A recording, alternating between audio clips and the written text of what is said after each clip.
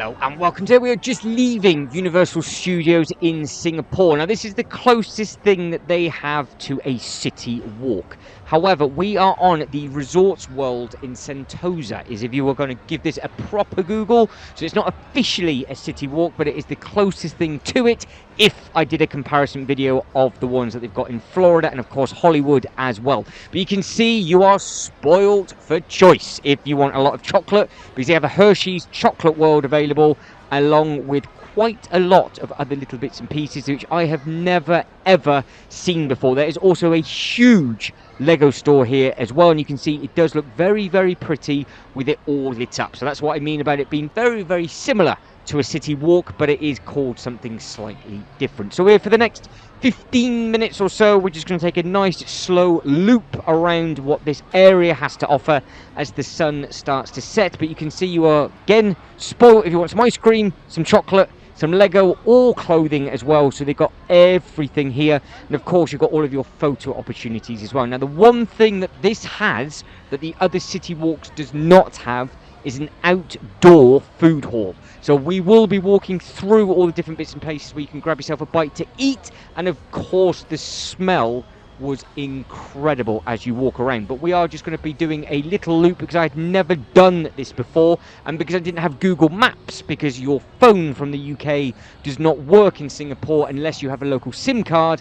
I was basically doing everything blind for the time that I was here. But yes, that is another massive ice cream, so you could go in and grab yourself some bits and pieces from the store located just to the left hand side. You can see you've got all of these little cupcake things just here as well. So again, if you want lots and lots of little treats, well, you can grab as many as you want. But again, it is a very, very photogenic place. And obviously, as it got darker and darker, the lights just look better and better. But you can see the sun is starting to set. And the nice thing about this area is that you have plenty of shade as well. So if you were walking around here just during the day and did not want to go to Universal Studios, but you wanted to go somewhere else instead, you can see it says there, Resorts World Station. There is a lot to have a look at. So all of these different bits and pieces just here, you can see you've got different water parks, you've got different hotels on site, you've got a lot of stuff going on. So Universal Studios is not, I don't think, the biggest thing available at this area. So I would love to come back and explore this in much greater detail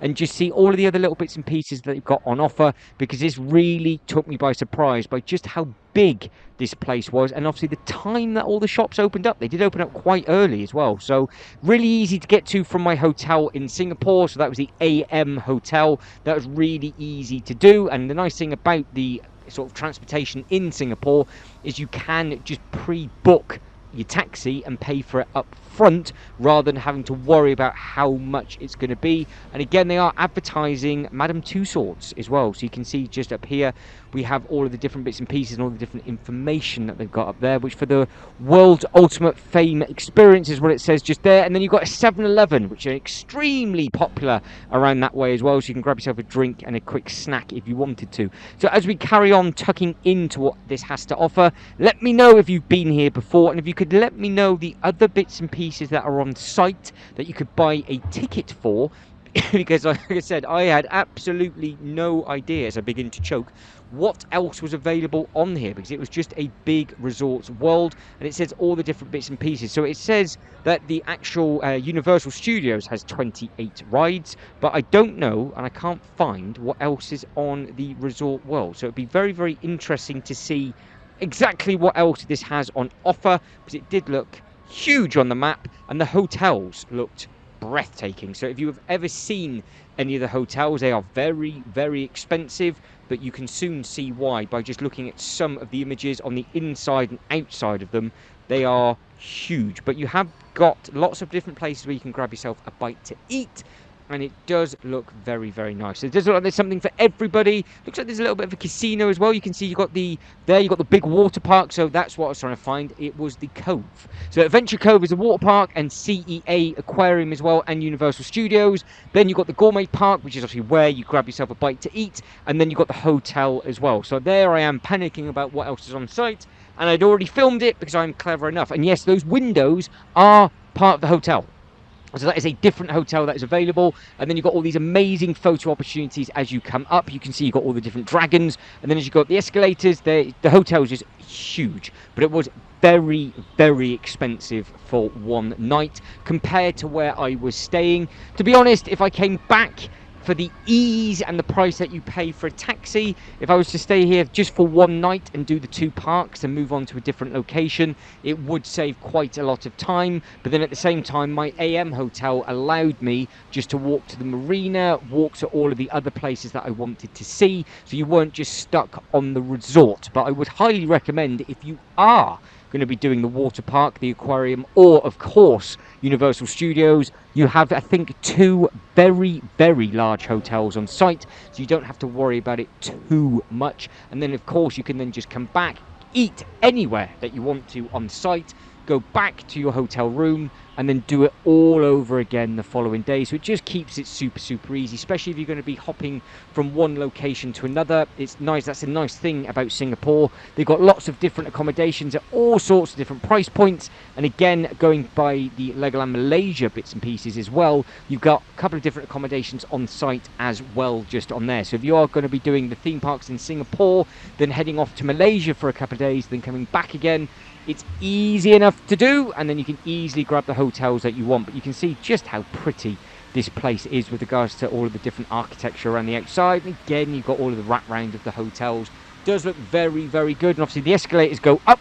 That takes you to another hotel just up there. And then we'll spin around and start coming back down on ourselves by just seeing all of the other eateries that are on offer. And we haven't even got to the main food market yet. So again, as we come down the stairs so I don't trip over, I didn't actually get to the next entrance of the water park, I don't think. That's how big this place is. So it's probably bigger than any of the other city walks that I've been to, but it just seems to be everything is obviously a lot more spread out rather than having all the shops super, super close together.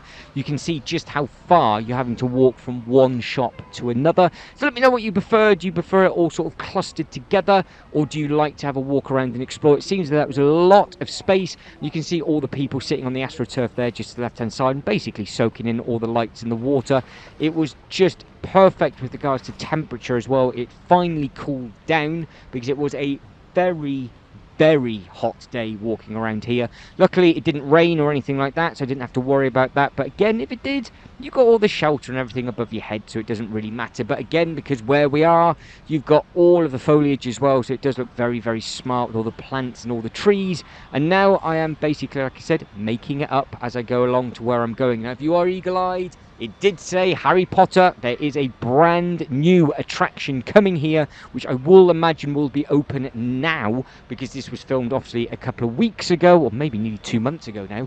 So you can be able to see that for yourself. And then on the inside just here, you've got some different vending machines and other little bits and pieces. So if you just wanted some snacks, some water, you can just tuck into any of these that are on site. But to be honest, with the amount of food that's available, you wouldn't need to waste your money on these vending machines. You could quite easily get whatever it is that you wanted to do. But every single one of those was basically drinks. I don't think there's any snacks really involved in any of those whatsoever. And then you've got some sort of cash points as well dotted around. And then as we carry on coming down, we then come into a little group of shops there just to the left-hand side, where it did seem quite popular, because you can see people queuing up for different bits and pieces. Yes, that is the Krispy Kreme donuts, I do believe. Then over this bit just here, which is actually the way you go to the taxis, so you can see that there is a queue down at the bottom, because that is, I do believe, they are actually looking at something on the wall. So I thought they were queuing up for different bits and pieces, but they're not. They are literally just watching bits and pieces on the wall and just getting some snacks and things, because to the right-hand side is where you get the taxis, and then in front of you, that fascia is actually just a false fascia with the door, because the attraction is yet to open. Now, as we carry on running and walking around for the next 5 minutes or so, again, huge Starbucks there to the left-hand side. There is literally something for everybody. So one more time, if you have been here, please let me know. And obviously, if you haven't, but you've been to some of the other Universal Studios, how does it compare to your local one? Have you been to the one in Japan? What is the sort of city walk variant like in Japan? I'm very intrigued now just to see how different all of those are. You can see you've got all of this beautiful lighting as we start to walk around. Easy enough with all the signs, because they are signposted absolutely everywhere. But you have got all these boards and everything up to the left-hand side. So obviously they were in the process of potentially building some more bits and pieces, or that is actually part of it and it just guides you down to the next area. The water park, it was something I would have loved to have done if I had enough time, but I didn't actually give myself enough time in Singapore. I had 5 days, well, 4 days plus 2 half days, and I filled them up absolutely no problem whatsoever. So next time I go that way, I'd love to explore the water park, as long as they have enough slides for individuals, because obviously you can't get on the big rides where they are obviously in the big dinghy. But I am walking to the waterfront. So this was a little bit weird and wonderful, because I had no idea where I was going now. But if you carry on walking in a straight line, all of a sudden there is a huge amount of water. And I think if you carry on walking in a straight line down there for a good amount of time, you will then be able to get to the next entrance of the next sort of park. So they are quite far apart for the Universal Studios to whatever is down that way. And just to walk to the seafront was a little bit of a trek as well. And I think we walked back up in the last couple of minutes for the actual food area, which did smell, like I said at the start, very, very nice indeed. But we have got about 4.5 minutes left.